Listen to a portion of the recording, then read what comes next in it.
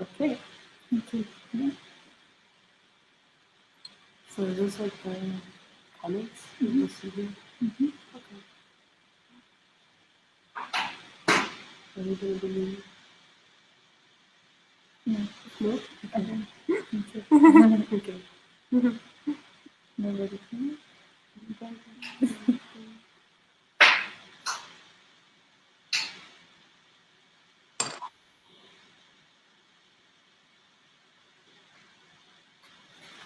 So we can start. Okay, welcome back to another session live to the Réseau International des Droits de Humains. Today we have a special guest. Her name is Sophie Parron, and she has worked for over 15 years in humanitarian and development aid. Sophie is an activist, human rights defender, and has worked in places all over the world, such as Latin America, Africa, and even Afghanistan. And today, Sophie is currently president of Tourists for Health, based here in Geneva, which work to promote responsibility and sustainable tourist practices around the world. Okay. My name is Gabrielle. Yeah, and Maria from RIDH. Yes.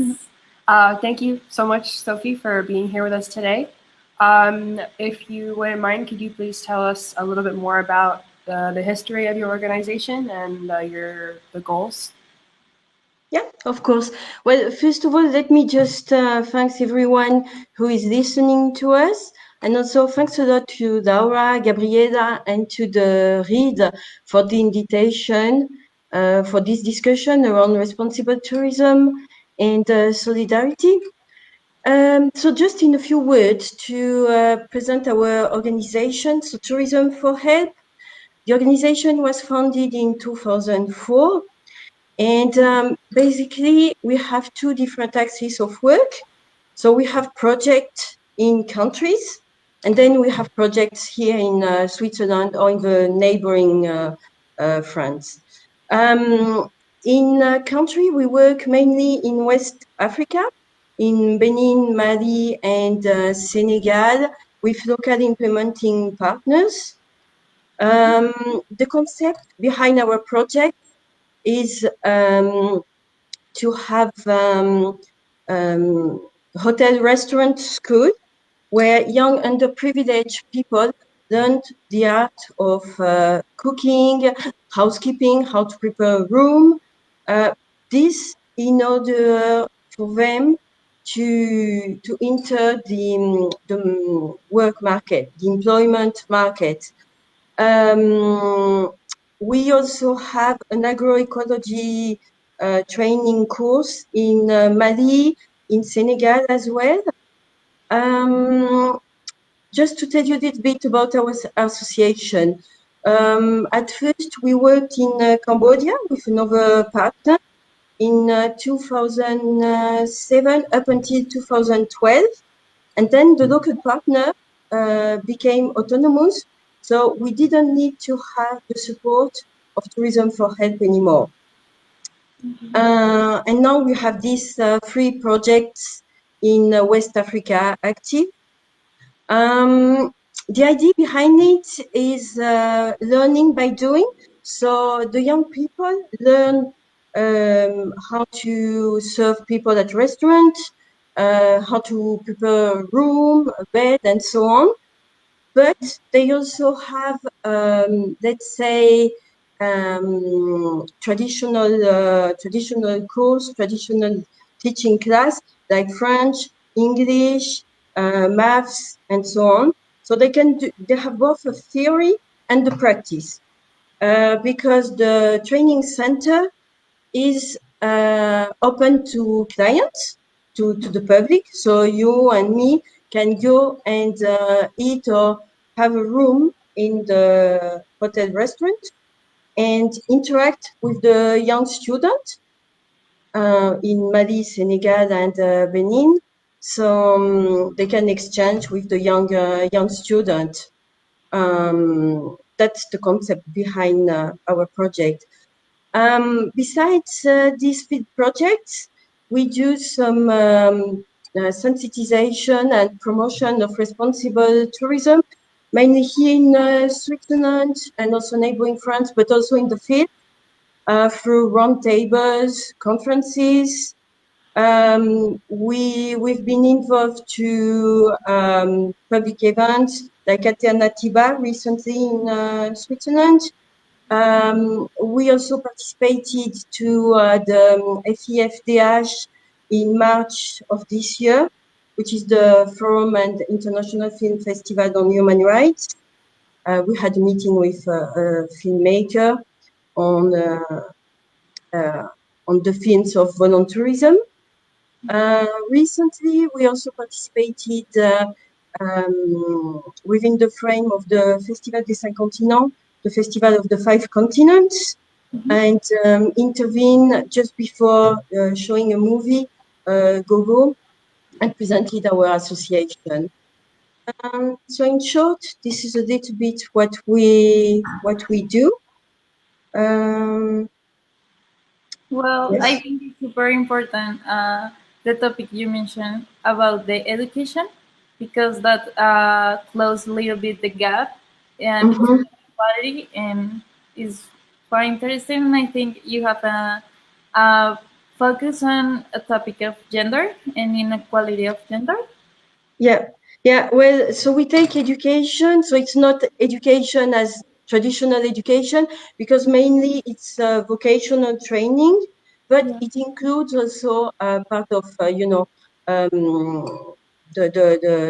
education as what we intended, traditional education. But yeah, the idea is to provide the young people with a vocational training, and so that at the end, when they finish their training, they can enter into the employment and find a decent job, in their country. So it might be in the tourism industry, but it might be somewhere else, I mean, you can always use, for instance, accounting training in different enterprises or company, but the idea is really to provide young underprivileged people with a training that they can use in the tourist industry, in hotel, restaurant jobs, or elsewhere. And as you mentioned, yes, we have a focus on gender equality. So in our project, we favor female application from young students, since we know, particularly in West Africa, but also in the rest of the world, it's a bit more difficult for women to access the employment market. And then in West Africa, there is this extra problem, which comes at the time of wedding or to have a family. That's where it becomes a bit complicated. Yeah. So also we wanted to talk a little bit, your organization has also worked a bit with the Sustainable Development Goals. Is that right? Yes, yeah. So, our projects are linked to the Sustainable Development Goal, I mean, to different ones, actually. The first one being eradication of poverty, the second one also zero hunger, since we have this agroecology training course, which is linked to agroecology technique and practice, linked to food sovereignty. And then, of course, one of the main the main goal would be the number 4, the quality education. Because as I mentioned before, the idea behind our project is to provide young people with vocational training, but a quality vocational training that they can use and to have a job. Then, of course, it's linked to the number 5 objective, gender equality, of course. Yeah. To the number 8, which is for the a decent work, which is what we're looking for through this training course. And then it's also linked to number 10 or 11, which is responsible consumption and production, you know. Yes, yes. Through the agroecology training course and through the promotion of good and healthy food and the agri-food processing, which is actually one thing that I forgot. In Senegal, we have a new phase of the project since last year, which is agri-food processing. So the hotel restaurant is doing a new course on bakery, production of natural cosmetics, and also a few food processing products, including jam, um, spices, moringa powder, herbal tea, so which is linked to this objective of responsible production. And what was I going to say? Yeah, and it's also linked to the objective number 13, which is climate change. Yeah. Through the promotion of good agroecology practices, the final aim is to reduce the effect of climate change. Yeah. Yeah. Also, with the COVID-19 pandemic, Mhm. the tourism industry has been pretty heavily affected. So has that made your work more difficult, or how has that affected what you do? Yeah, well, you're right. I mean, our projects have been affected by COVID-19, of course, like for everyone, you know. The tourist industry was really hit. So our project were kind of, you know, especially everything which is linked with the hotel restaurant was stopped for a while, you know, for a few weeks. Then the project tried to put some strategy in response to COVID-19, you know, to continue the project somehow. The contact was maintained with the students, you know, either through phone or through emails, you know, to get some news from the students. In Senegal, we also provided some support to some students who were in need, you know, basic products. Um, and after a while, when things slowly restarted, the training center, so the hotel was basically closed, you know, but the restaurant part, they did things to take away, so people could order and pick up food. And since July and August, the hotel reopened. Slowly, of course, the clients are not a lot, but things are slowly restarted. And project continued with a bit of delay, but continues. In Senegal, they are preparing for the next young people to start the new promotion in October. So things are starting up. In Mali, maybe they were affected to a lesser extent because, well, there is the hotel restaurant, but Tourism Forward mainly supports the farm school in Mali, in Ségou, which is not in the capital city, but in the center of the country. And they were less hit by COVID-19, you know. So the farm school continues, and yeah, they were not affected too much actually. In Benin, since it's a new project that started last year, a lot of things had to be put in place in terms of infrastructure, building. So, yes, again, with this regard, the project was not affected too much. They started the new promotion also. So the project is continuing, and hopefully we won't have any further trouble with COVID-19. I mean, we'll see, of course. Yeah, that's And great. yeah, they have taken all the due measures, but things are continuing. Sophie, I would like to know how did you become involved in the organization? Why you interested in what made you interested in it? And yeah, you labor. I don't know. Yeah. So basically, I've been involved with Tourism for Health for 5 years. You know, I got to know Isabel in 2015. Well, I was interested in the concept, you know, to link international solidarity. I mean, sustainable development with sustainable tourism, and also the link with vocational training. I like the concept, and also what attracted me is that we worked with local implementing partners. You know, we don't have any expatriates, and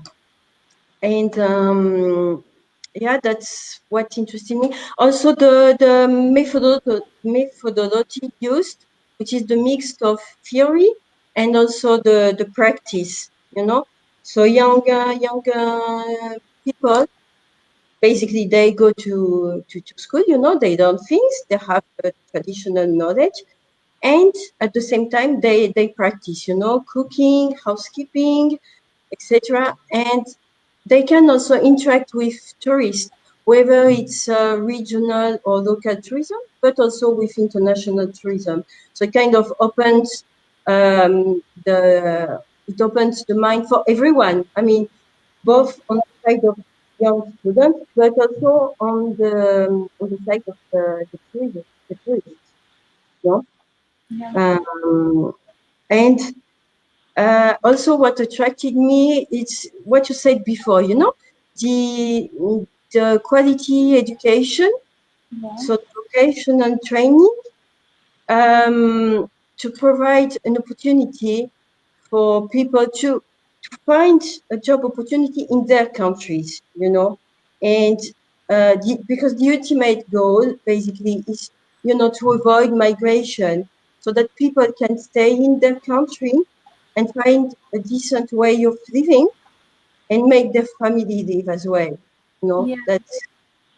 that's what I think is important, which is also linked to human rights. You know, education is basic human rights, I would say, right to Yeah, food as well. actually, is the principal quality that caught my attention. You help for the people can stay in their own countries and doesn't have to move, and that how do you say that? That improve the economy in the country. So yeah, I love that part of your project. Well, for me, I think what I was interested in, tourism is a really important part of a lot of different economies, but it can also, if it's practiced in a poor way, it can also be really harmful to the environment. Regarding that, I was wondering, what do you see most often? What are the mistakes that you see tourism industries making most often? Yeah. And what do you think are the biggest obstacles to sustainable tourism practices? Well, maybe I would say it's people are used to consume things, you know, and tourism has also become something that you can consume. You know, you have to go and travel somewhere. If it's far away, the farthest away it is, the better it is. You know, um, and you can travel, you know, but you can also visit, for instance, a neighboring place. I mean, a city which is close by. You don't need to go too far away. but tourism from, maybe it started in the 80s with the ski resort, but then 90s and in 2000, we've been used to travel far away, to consume things, to go somewhere, to go to hotel, to restaurant, to consume and throw away. Right. And we lost this maybe to consume, but reasonably, and you can do things. You don't need to go too far away. You can do things where you live in your own country. You can support local food producer, for instance. You have small restaurant close by. So maybe first travel where within your country, and support your local, local food producer, and visit the places close by. You don't need to take a plane to travel 5,000 kilometers away, and have a heavy carbon footprint, That's what I would say. Okay. Sure. Yeah, and what kind of good practices your organization has, or what promotes about the human rights, and your organizations promotes the good practices in which way? Yeah, well, for instance, we're working on two sensitization tools that we've been developing this year and that we'll be developing next year as well.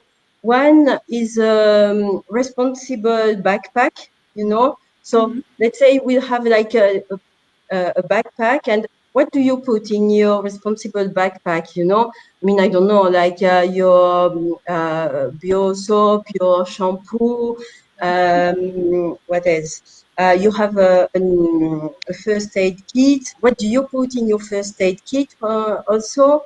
You have your bamboo toothbrush, cotton pad. All these things. You use cotton gloves or flax gloves. You don't bring any plastic bags, please. You use recycling or reusable cotton or any other material bags. And this is something that we would like to um,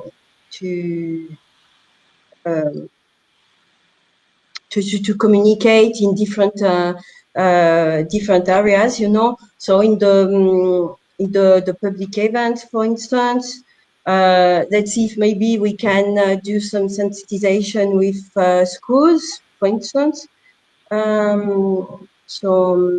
Yeah. And also another thing we're working on, it's a very short booklet presenting like the 5 advices to a responsible traveler, to explain what are the good practices, to favor local food consumption, you go and buy things in the local market. This way you can also interact with the local people, so it's a double benefit. Again, what do you bring in your backpack? Things like that. Yeah. So you mentioned you had a successful project in Cambodia, I think. Could you tell us, are there any other successful projects that you've had that you would like to share? The organization is, I would say, pretty young because we were funded in 2004. So far we've had 4 projects. So one Cambodia, which is now completely autonomous, and now we have these 3 projects in West Africa. I'm quite happy with. Well, I'm happy with all the projects. Benin is a new project, so it started just last year. So it's really hard to see any concrete results yet. But in Senegal, we've seen the evolution, you know, because at the beginning we only had the hotel restaurant training center, and now from last year we have this new training course in agroecology, bakery, and agro food producing, which is a progress. Also, an extra something that we introduced last year within this new training course.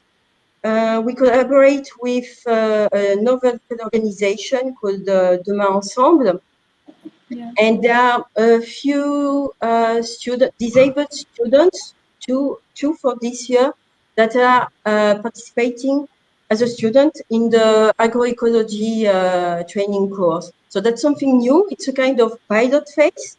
We are seeing the required adjustment, you know, in terms of methodology, extra resources, but it's also something new.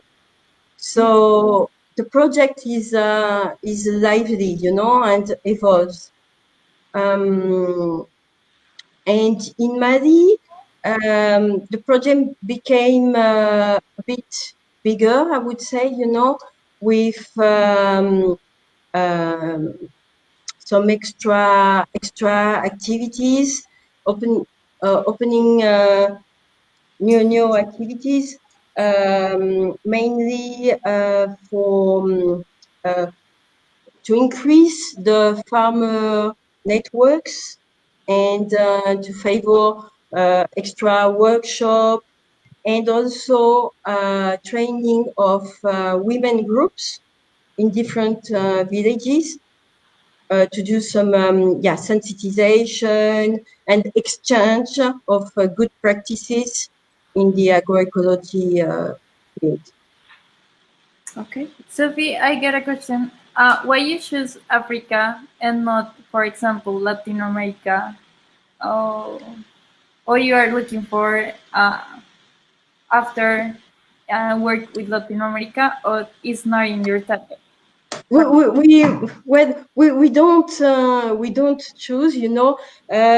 It's we wait to be approached by the local partners, you know. Maybe one issue with Latin America, but that I assume that could be solved, you know, somehow a solution could be found, would be maybe the language issue, because we're a Swiss organization, mainly dealing in French, I have to say. That's also why our projects are in West Africa. But I'm sure we could find a way if some potential partners would be interested. We could do something. We had some discussion at one point, but nothing got concrete. But we open to any possibility. You know, I mean, we don't focus only on one area. Actually. Yeah. Okay. Yeah. So what kinds of challenges have you faced over the courses of your projects? I know it's probably difficult with language barriers, like you mentioned.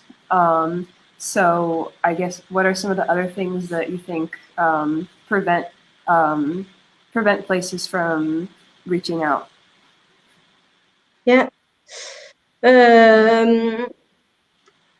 I guess a lot of work is to when you set a project.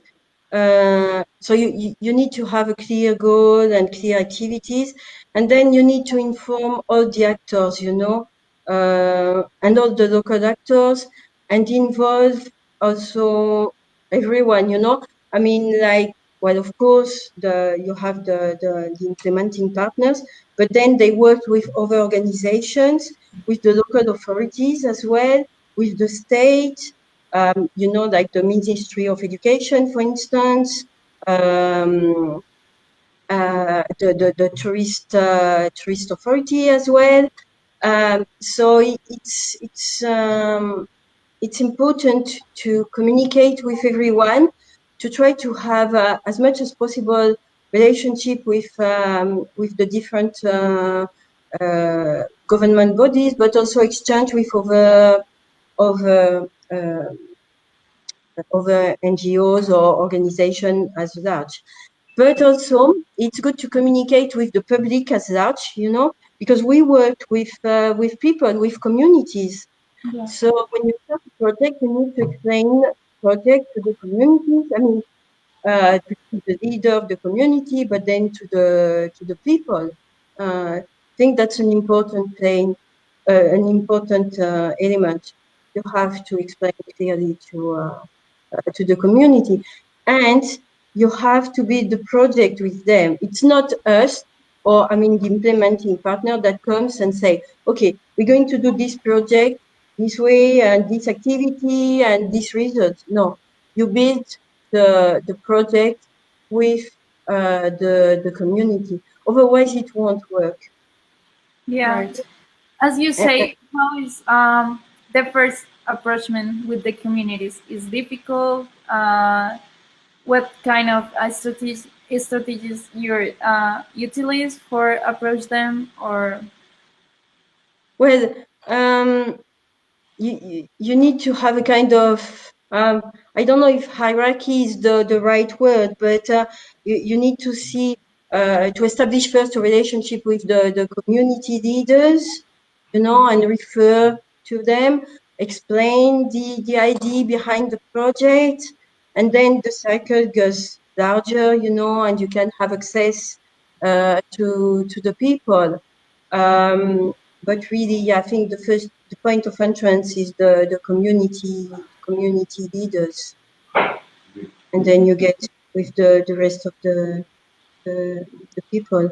And really, yeah, at a local level, the communities, you know, the focal point, I would say. Okay. Yeah. So, have you seen improvements in the areas of gender equality, like from when you begin the project to when as you progress, or when it gets towards the end? What kinds of improvements do you see in gender equality, and as well as just sustainable practices in general? Yeah.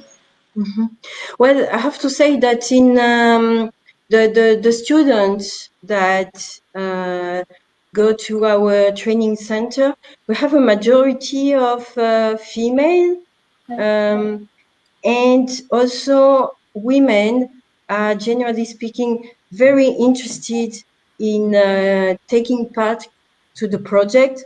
For instance, in Mali, women are very interested to participate in the women groups to promote sustainable development and agroecology practices. They are really asking for information, for training. You know, how do we organize a female group, for instance? How do we get training? So they are really interested. Yeah, I think women are the ones who are really motivated and interested to promote sustainable development, because they are the one who provide food, basically, you know. So that's probably explains it. But yes, in the training center, we have a majority of female, and you can see that they're willing to learn and to develop, to disseminate the information as well. But we have boys as well. So Okay. it's not, you know, there is no discrimination in this Yeah. sense. You know, it's just to be equal. Okay. Although the issue remains at the time of wedding and when they have to get a family. That's where it becomes a bit more difficult, because then they have to make an impossible choice. You know, their job or the family. So That's where it's hard, and that's also why we try to when we do a sensitization campaign, we put the accent on involving the family as a whole, including the boys and the men, so that the men can let the women go and make their organization, their group working, you know. But I think that's something where we should, we still have some work to do. Yeah, definitely. So is that very common where they have to leave the job in order to get married and start a family? Like, do you see that a lot? Well, I guess it's pretty common, yeah, and especially at this particular time, because as we know, when it comes to children and to the house, the main burden falls on the shoulder of the woman.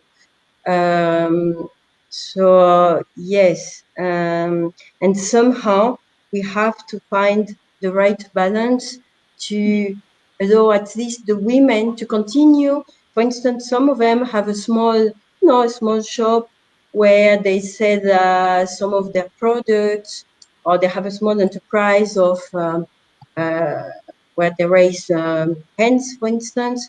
We need to encourage this kind of initiative and give them the space to continue it, because they are also providing an earning to the family. Right. So that's something important. Yeah. Yeah. You got another question?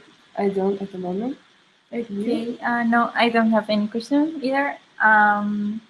So yeah, Sophie, we are super glad to stay with you today and you tell about your project and your organization, and hopefully we can help you with your organization too at some point. And Is there Yeah. anything else that you would like to mention or to tell the people who are watching? Yeah, well, I mean, of course, we will be delighted to have a partnership or a project or an activity with the RID. I mean, you know, a discussion to be followed, of course. But yeah, I wanted to say this. So this Facebook Live was a first experience for Tourism for Help and for me as well. So it was very interesting, and I thank you very much for the invitation. Also, maybe I take the opportunity to thank our partners. So in Senegal, we have Vivre Yakar. In Mali, it's Terre Jaune. And in Benin, it's Ecobena. So thanks to them, it's with their engagement, well, the two, Tourism for Help and the partners, we implement the project together. So it's important to have them on board. And it was great to talk to you, and looking forward for the next conversation or event. yeah, Yes. for sure. Yep. So yeah, thank you so much for watching and for joining us today. And please wait for the next session live Facebook. And yeah, that's all. Okay. Bye. Bye, Sophie. Bye. Bye. Thank you.